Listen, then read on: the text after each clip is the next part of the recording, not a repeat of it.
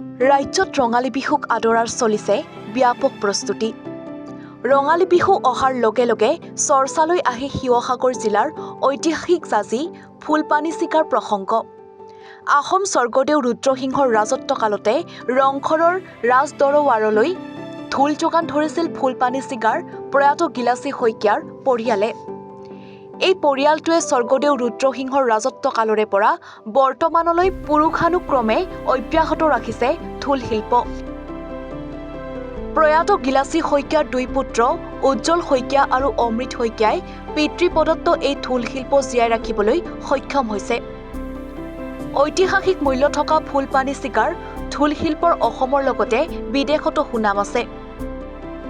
ফুলপানী চিগাৰ ঢোল কলিকতা, থাইলেণ্ড, আমেৰিকাৰ লগতে অসমৰ প্ৰায় সংখ্যক জিলালৈ যোগান ধৰি আহিছে।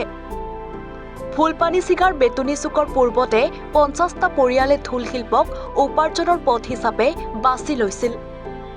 কিন্তু সময় আৰু পৰিস্থিতিত পৰি এই শিল্পবিধ কেৱল প্ৰয়াত গিলাচী শইকীয়াৰ পৰিয়ালেহে ধৰি ৰাখিবলৈ সক্ষম হৈছে।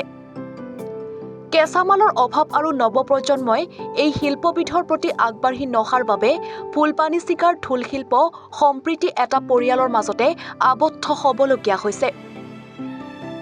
ৰাজ্য চৰকাৰৰ সাংস্কৃতিক বিভাগটোৱে ঢোল শিল্পক আগবঢ়াই নিবলৈ গুৰুত্ব প্ৰদান কৰিব লাগিব।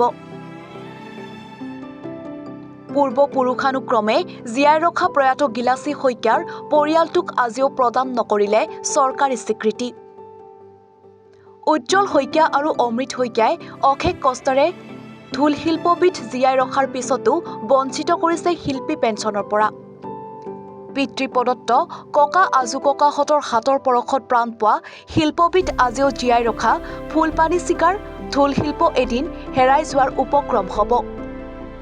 চৰকাৰে উচিত সময়ত দৃষ্টি নিদিলে ফুলপানী চিগাৰ ঢোল শিল্প এদিন অতীত হৈ ৰ'ব। নমস্কাৰ।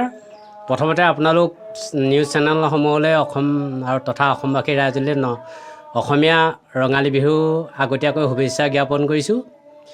আমি ফুলপানী চিগা এটা ঐতিহ্য আছে। সেই ঐতিহ্যটো ধৰি লওক স্বৰ্গদেউ ৰুদ্ৰসিংহই যেতিয়া ৰংঘৰ বাকৰিত বিহু প্ৰতিষ্ঠা কৰিছিলে তেতিয়াৰ পৰা এই ফুলপানী চিগা জাজি জামুগুৰি বেতনী চুকত এই ঢোল শিল্পটো প্ৰতিষ্ঠা কৰিছিল ৰজাঘৰে, আৰু তেতিয়াৰ পৰা পৰম্পৰাগতভাৱে আমি এই শিল্পটোৰ লগত জড়িত হৈ আছোঁ।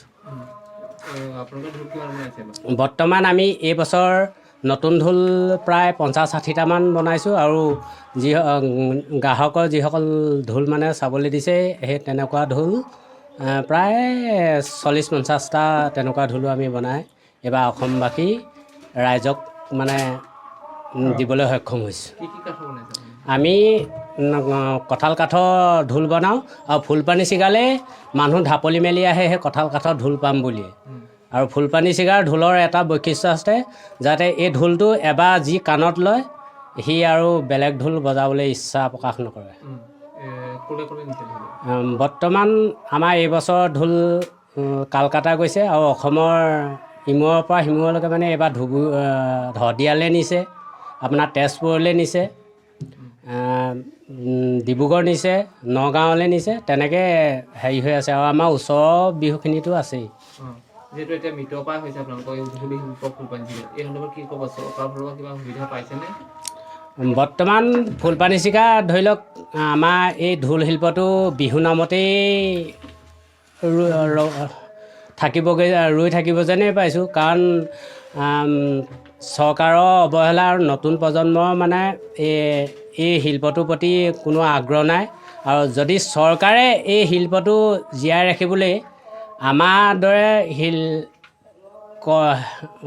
শিল্পীক যদি ধৰি লওক উৎসাহ দিলেহেঁতেন, তেতিয়া নৱপ্ৰজন্মই এই কামটোৰ প্ৰতি আগ্ৰহী হ'লহেঁতেন, আৰু তেওঁলোকেও এই কামটো কৰিবৰ কাৰণে আগবাঢ়ি আহিলেহেঁতেন।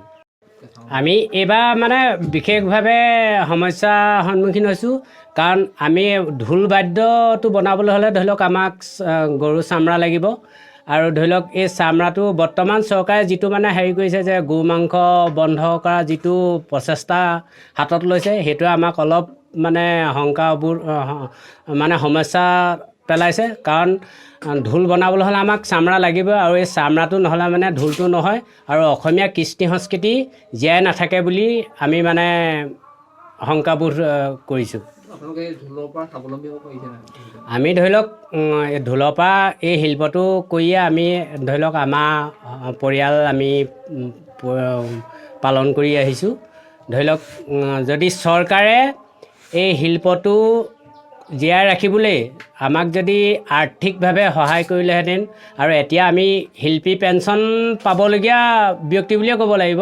যদি চৰকাৰে সহায় কৰিলেহেঁতেন ধৰি লওক আমাৰ লগতে নৱপ্ৰজন্মই শিল্পটো কৰিবৰ কাৰণে উৎসাহিত হ'লহেঁতেন বুলি আমি আপোনালোকৰ পূৰ্বপুৰুষী নিয়ম ঢোলৰ লগত আমাৰ এই শিল্পটোৰ লগত ধৰি লওক আমাৰ পূৰ্বপুৰুষো জড়িত হৈ আছিলে। আমি মানে এইটো পৰম্পৰাগতভাৱে ধৰি ৰাখিছোঁ। এইটো যেতিয়া স্বৰ্গদেউ ৰুদ্ৰসিংহই গছতলৰ বিহুনি ৰংঘৰ বাকৰিত প্ৰতিষ্ঠা কৰিছিল তেতিয়াৰ পৰাই এই ঢোল বিহু প্ৰধান বাদ্য ঢোলটো শিল্পটো আমাৰ বলমীয়া গাঁও বেতনী চুকত প্ৰতিষ্ঠা কৰিছিল আৰু তেতিয়াৰ পৰাই এই শিল্পটোৰ লগত আমি পৰম্পৰাগতভাৱে জড়িত হৈ আহিছোঁ।